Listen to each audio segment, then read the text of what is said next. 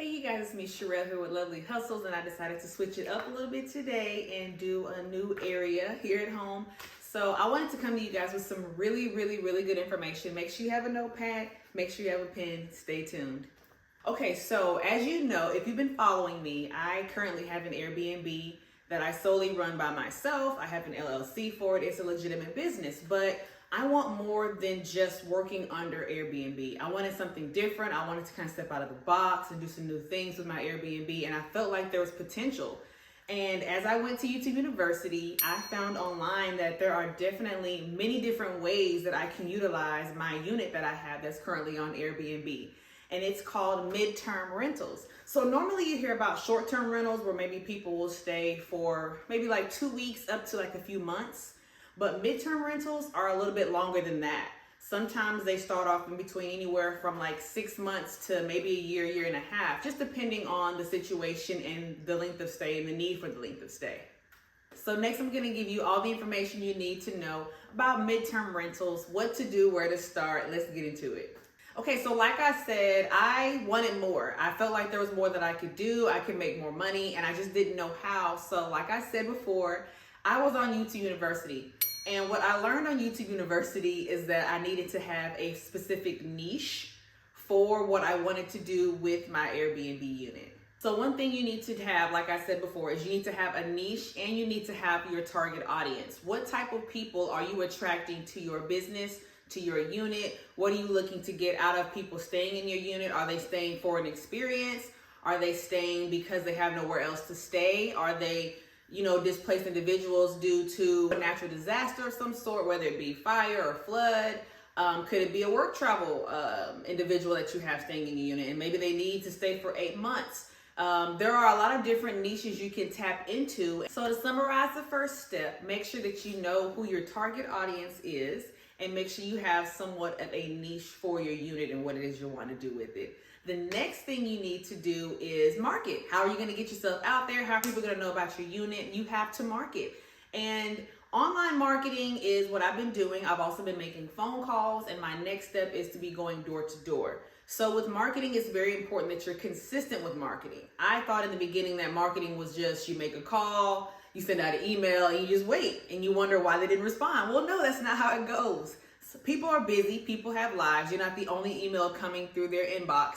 So you have to remind them. You have to provide an email that is eye-catching. That subject line has to be everything, and everything you put into it has to be kind of quick and to the point without wasting their time. They don't want to read a long, drawn-out paragraph of your proposal, of who you are, your business, what you can do.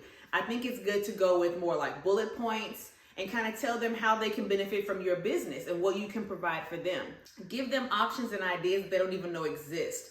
Let them know everything about your property, where it is, what's close by, what's nearby. Or is it nearby hospitals? Is it nearby any major hospitals? Is it nearby any major highways? Are there a lot of access to shopping and food? A lot of those things play into why people choose your unit. Sometimes it's not even just about the unit, it's about the location. So definitely mention and bullet point the benefits that you bring to the table for them. Let them know what they're missing out by not having your unit on their vendor list, on their roster, and just really just put yourself out there and let them know how beneficial it is for them to partner with you. Also, when you're marketing, I said next I'll be doing door to door, so maybe I'll do some content on that and show you guys how it went. But another way to market is through phone calls. I have definitely made phone calls to companies and just introduce myself, who I am, what I represent, what my company can do. But I think the most beneficial thing is that if I'm not able to get in contact with somebody immediately, they always can give me information. And if they don't offer it, then I ask. If they're like, oh, this department handles that, or oh, that would be this or that, I'm like, okay, well, what is their name? What's their email? Any contact information that I can have? And that's definitely how I end up putting them back into my cycle of emails that I send out 2 to 3 times a week. So you have to definitely integrate your marketing in any way you possibly can. Another thing I just recently did, which I felt like was super helpful, was I decided to create content of my own by myself and edit it myself, yes, Lord, and just kind of show the unit. I created my own virtual tour because when you think about it, when you're home searching, when you're apartment searching, what are you looking for online? You're looking for visuals. You want to see and visualize where you're going to be. So I thought it'd be nice of me to create content. And so what I did was I went to my unit after it was nice and freshly cleaned. I went in and did a lot of videos, a lot of content, a lot of, just detailed videos and clips and snippets too. And I put it all together and created a virtual tour video. So now when I send out my emails, I say, hey, check out this link below to get eyes on this amazing unit. Enjoy, as like a treat almost, if you will. I kind of give it, I put a little exclamation point on the end of it and make it like it's like a, a package with a bow on top of it. And I think they appreciate that because a lot of times they can visualize in their head the details you give them, but they're not really visualizing what it really looks like and what they really should see. So I think it's important to add some type of visual, whether it be photos, whether it be a virtual tour, a video of some sort, just something to give them eyes on what your property looks like. Okay, so this is the great part that I have now, and these are all the tips I have to get you into the midterm rental space. So let's get our notepads together again and really take some good notes because I got some good stuff for y'all. All right, you guys, so now, all right, I was a little anxious there. All right, so now it is time for the tips. But anyway, so I have some really good tips on how to get the attention of companies when it comes to you seeking to do midterm rentals with your unit. The first thing you're probably wondering is like, how do you do this? How do you get into this space? Who am I looking for? Who am I calling? There are a lot of different resources that you can call, actually. Surprisingly, I did research myself. I did a lot of research over the last few days, and I found that there are more than just one type of place to be able to do midterm rentals. So let me just jump into it because I'm like skipping around here. Basically, what you want to look into is insurance companies. Any type of insurance company that has to do with homes. So whether it be renter's insurance for apartments or even for rental properties, or whether it be homeowners insurance for people who own homes, these people get displaced. There are points in times when there may be a flood, a water leak, a pipe leakage, there may be a fire, a kid done set the bathroom on fire, I don't know. But at some point in time, these things happen, unfortunately, and people have to go somewhere else in order to get their homes repaired. This can take months, and you can be making a lot of money in these months. So insurance companies is where you need to be, okay? Look into insurance companies that offer renters and homeowners insurance. Start making phone calls and asking questions. That was the only way I could figure out anything. I'm calling Geico and Allstate thinking I'm gonna get somebody on the phone, and really they have vendors too. So I had to start, once I started making phone calls and learning how their system works, that was how I was able to navigate and be able to market to the right person and not waste my marketing time or my supplies. So definitely look into insurance companies. So here's what's next. I recently found that there are companies that are the middleman. What you need to look for are companies that are the middleman, such as relocation specialist companies. Yes, there are companies that simply just do relocating. So they're calling Allstate, they're calling Geico, and they're saying, hey, we have this many rooms or this many apartments or this many homes, and Geico's like, all right, we have 10 families, 3 single individuals, the other 7 are families with pets, So these relocation specialists have a list. They have a database full of our units. That's where we need to be. That is why we need to call these relocation specialists and say, hey, this is what I have. This is what I'm offering. Let's partner up. Let me be on your vendor list. Allow me to help you out. Allow me to be a resource to you. Make sure you're looking into relocation specialist companies. I looked up some just last night, and there are so many here where I live. So I definitely have a list of emails and phone calls I need to make. So look into relocation specialist companies. That is the hot spot right there. Also, you're probably wondering, well, how do I know what to charge, or how do I know what my numbers should be with insurance companies? First of all, you should at least be charging double for your unit. Whatever you pay in rent, you should at least quote double. I say at least, Anybody else can say something else, but I say at least double, because you know you're gonna get your money back. You're gonna get your money, and you're also gonna get the money to pay for that unit for the month. So you wanna be able to pocket and profit.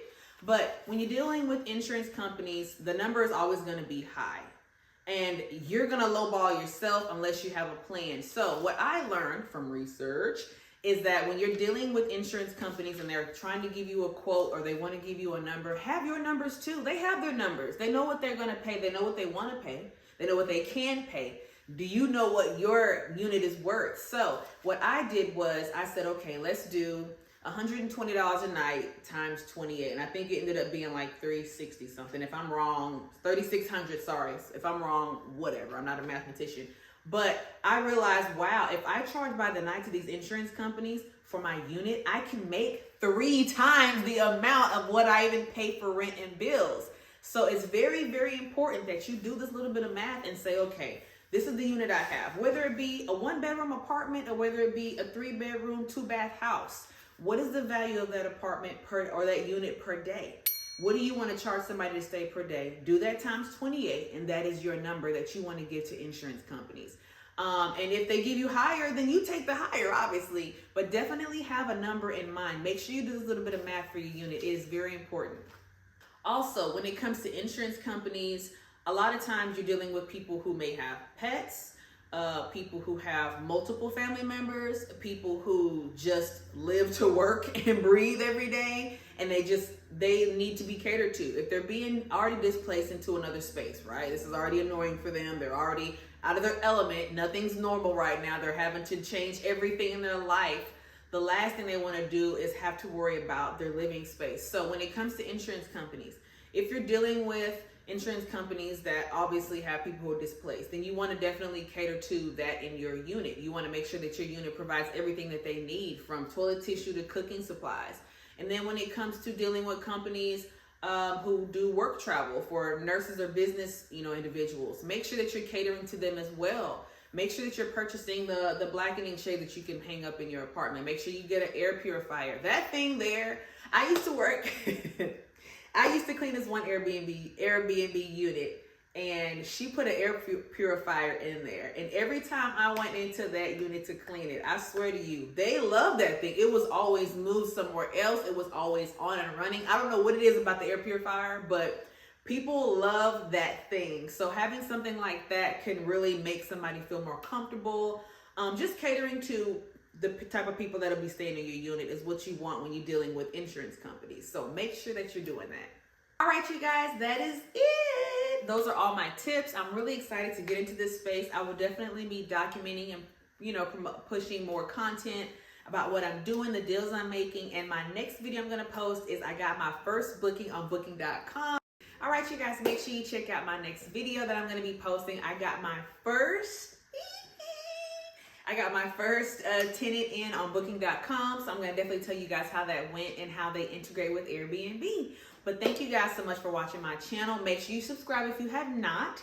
Make sure you subscribe if you have not to my channel so you can get more information. I also post on TikTok as well at LoveLee Hustles. Thank you guys so much for watching and have a blessed day.